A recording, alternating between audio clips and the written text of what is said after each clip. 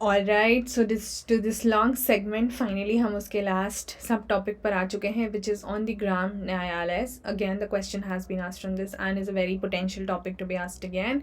So will just see about the Gram Nyayalaya. ठीक है, नाम से आपको समझ में आएगा ये कहाँ पर के लिए बात हो रही है. ग्राम मतलब विलेज, गाँव के लिए. ठीक है, तो उस लेवल पर जो न्याय सिस्टम होगा यानी जुडिशियल सिस्टम होगा, जस्टिस सिस्टम होगा, वो क्या है उस पर बात करना है. So we got an act, Gram Nyayalay Act in 2008 to provide for the establishment of the Gram Nyayalayas. ठीक है, at the grassroots level, क्योंकि village level है तो grassroots level, to provide access to justice to the citizens at their doorsteps. So the idea was कि क्योंकि क्या हो रहा था कि बहुत सारे लोग जो हैं वो सिटीज़ टाउन्स नहीं आ पा रहे थे टू अवेल दी जस्टिस.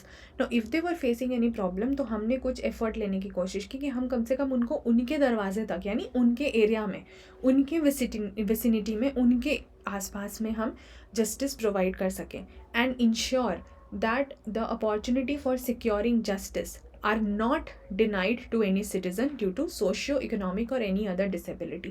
ये हमने उस टाइम DPSP में भी देखा था, जिसके वजह से लोक अदालत की बात हुई थी. बट वो सेम ही कॉन्सेप्ट है, आइडिया माइंड में सेम है. इस जस्ट दैट कि हमने उसको डोर स्टेप लाने की कोशिश की है, इसलिए गाँव के लेवल पे ले जाने की कोशिश की है.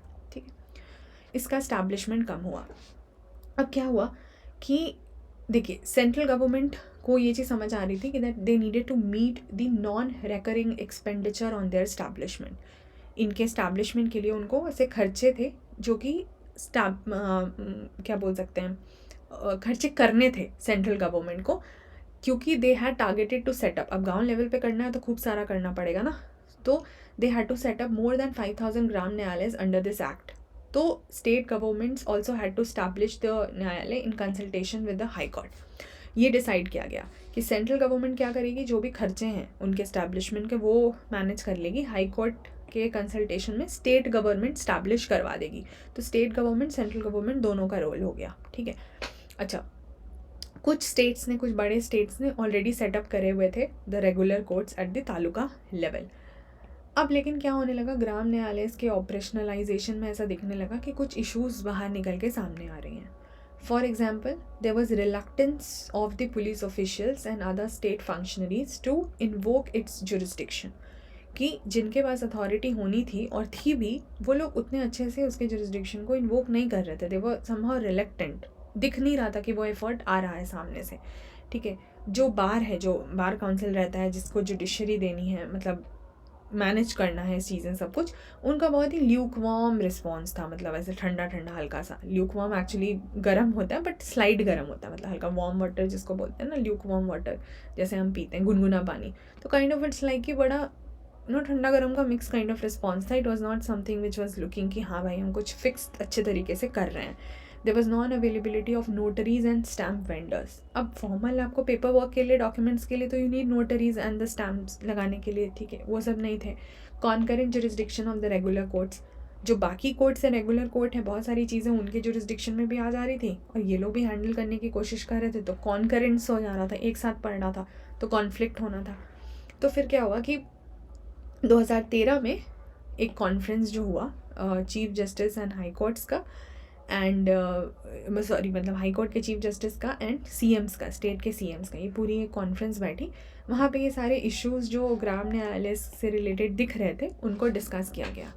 सो in that conference it was decided that state government and high court would decide the questions on the establishment of Gram Nyayalaya wherever feasible considering the local problem.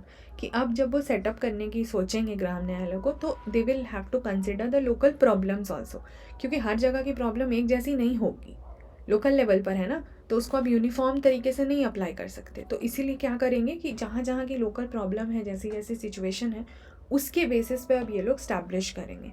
And the focus was done to set up in the talukas also, नीचे के level में, where the regular courts are not set up, ताकि एक तो कि वहाँ पे justice मिल सके और दूसरा ये कॉन्करेंसी वाला प्रॉब्लम भी सॉल्व हो जाए.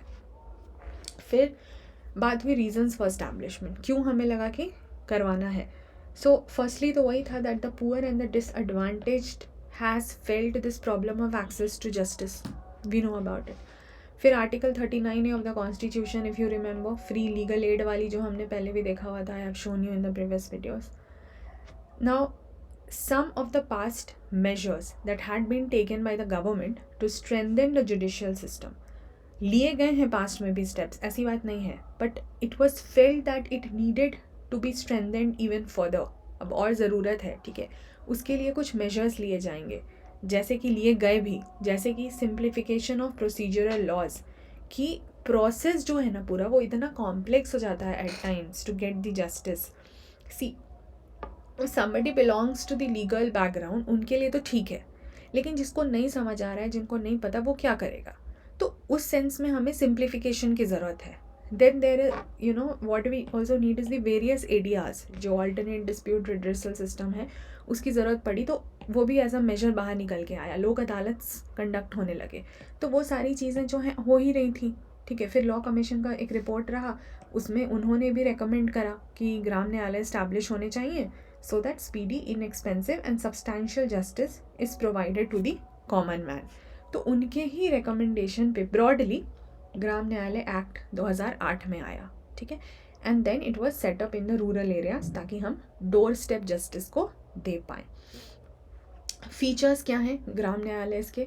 सबसे पहले इनमें जो लोग रहेंगे, so it is the court of the judicial magistrate of first class. हमने याद है जो सबॉर्डिनेट कोर्ट वाले चैप्टर में हमने डिविजन्स देखे थे, हमने क्लास 1 जज, क्लास 2 जज, ऐसे करके देखा था. तो क्लास फर्स्ट के जुडिशियल मजिस्ट्रेट्स रहेंगे and its presiding officer would be called as Nyayadhikari, who would be appointed by the state government in consultation with the high court, ठीक है. Then it is to be established for every panchayat at the intermediate level. अगर अभी आपको ये words ताल्लुक, पंचायत थोड़ा सा समझने में प्रॉब्लम हो रहा है, तो just focus on these keywords.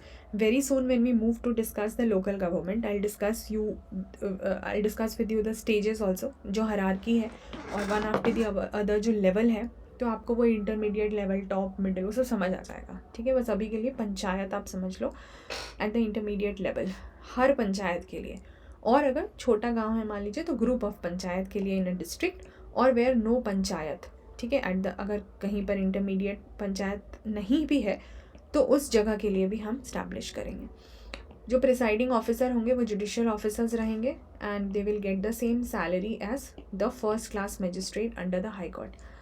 जो ग्राम न्यायालय होगा उसके पास पावर्स होंगे सिविल कोर्ट के भी और क्रिमिनल कोर्ट के भी. तो इस लेवल पे आके हम, गाँव के लेवल पे आके हम सिविल क्रिमिनल में अलग अलग नहीं कर रहे हैं, वही दोनों मैटर देखेंगे.